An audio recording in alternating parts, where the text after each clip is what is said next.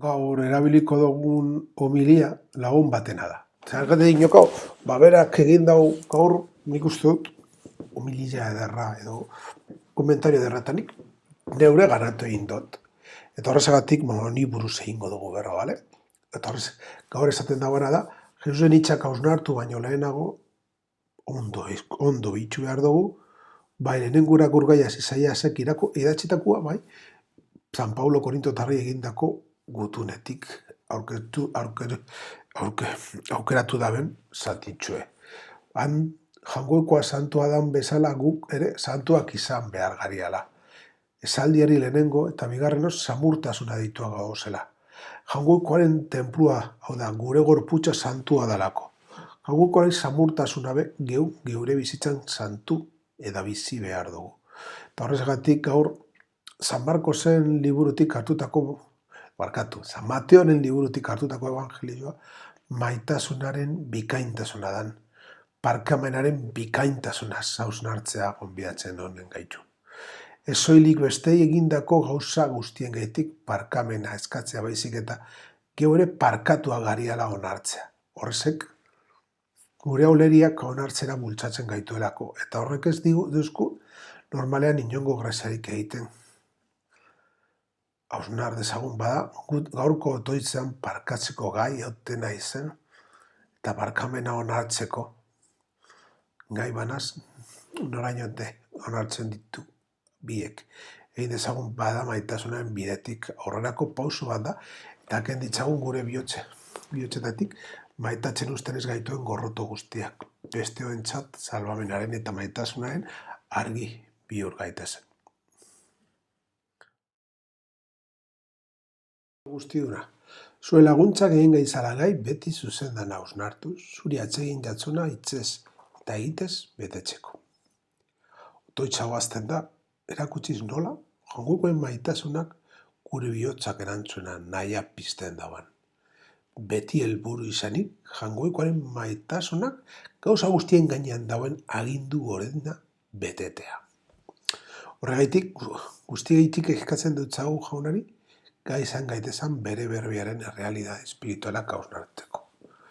Mundu erakusten duzkun errealidade horiek. Jangoen kreazio dan moduan, guztiok emona horrela, arek ikusiz eta hausnartuz. Gure ekintzekin eta gure berbeagaz jangoikoen naia beteari izango dugu. Jangoikoari atsegin zaion horretan, gorpuzten dan jangoikoaren naia.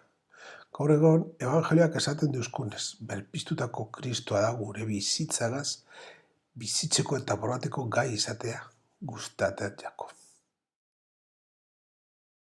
Misterioak dagokien begirunez ospatzen, apalik eskatzen dutzugu. Jauna, zure handutasunaren horretan eskaintzen dugunok ekarri digula salbazioa. Oparien gaineko otoitzonek, jangoikoaren nahiari leal diranentzat. Hemen, betirokotasuna agindutako zoriona dastatzeko dugun moduri buruz berba egiten duzku. Horrezagatik ospatzen ditugu misterioak behar bezalako begirunez, izan be, irudia, abade eta batzarra gara.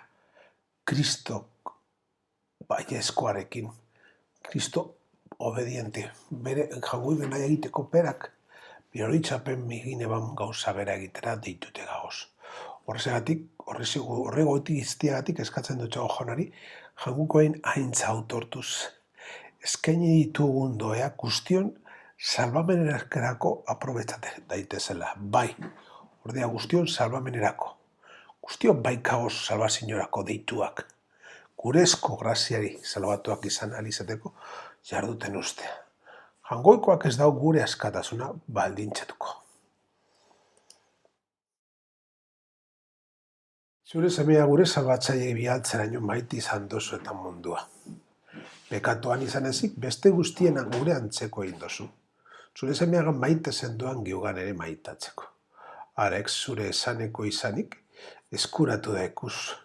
Barrio guk zure esaneko ez izateagaitik galdutako ondasunak. Urtean zeharreko Dominikako 7. prefazio Kristok esaneko izanez salbatu gaitu. Prefazio honek tituluan hau ederto lotzen da gaurko Eukaristian alda entzun dugun evangelioagaz. Salbazio Kristoren obedientzaren emaitza da. Beraz, Kristok eskatzen deuskunean gaur, evangelioak esaten deuskun bezala jokatzeko eskatzen dauan gauza bakarra da. Mundua beste Kristok izatea. Jangoikoak eskatzen duzkun maitasun dei horri, gure askatasunetik errukitzu hori. Erantzuteko ahalbidea daukagula. Probazioaren gorputza azten da maitasun errukitzu hori. Gizadearen salbatzaile da Kristorengan areagaitutako errukia. Perreroslea gurekin dana partekatuz pekatua izan ezik. Hau da, santutasunera deitzen gaituen bidea erakutsiz. Hori da jangoikoak guganako dauan maitasuna Kristo berak guri erakusteko dauan modua.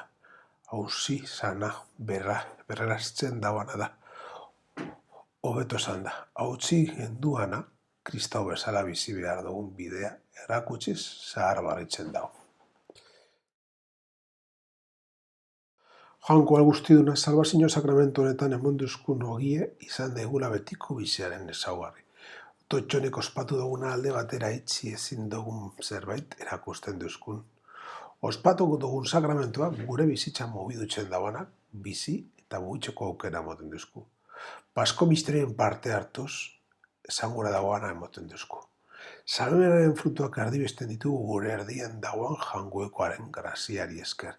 Eta Espiritu Santoren inbokazioagatik jasoten dugu, zeruan jaso behar dugunaren aurrerapen sakramentoak. Alkarte ospakizunegi agertzen dugu. Greziari jangoekoaren diari erantzuten dutzen subjetulez.